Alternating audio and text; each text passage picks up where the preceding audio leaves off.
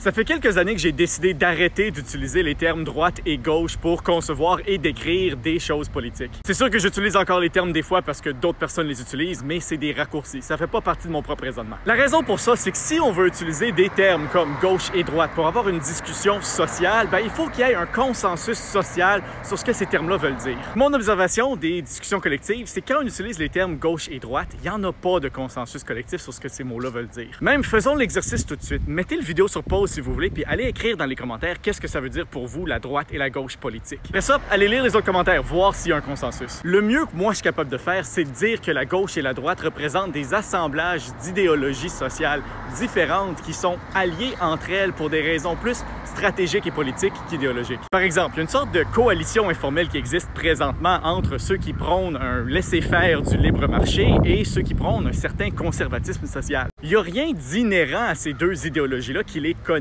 mais comme la coalition est formée, ils sont ensemble groupés dans ce qu'on appelle la droite. On pourrait évidemment trouver des exemples dans ce qu'on appelle la gauche aussi. Ça fait que si on dit qu'une personne est de droite parce que, par exemple, elle prône une déréglementation des marchés financiers, quelqu'un d'autre pourrait penser que cette personne-là est aussi un conservateur social, même s'il n'est pas nécessairement. Des termes du genre, ça brouille nos discussions au lieu de les clarifier. Alors, à la place, ce que je nous encourage de faire, c'est d'utiliser des termes plus précis pour décrire qu'est-ce qui fait qu'une personne ou une idée est de gauche et de droite, au lieu de juste dire que c'est de la gauche ou de la droite. Ça va nous aider à avoir des meilleures discussions sociales, puis on va mieux se comprendre.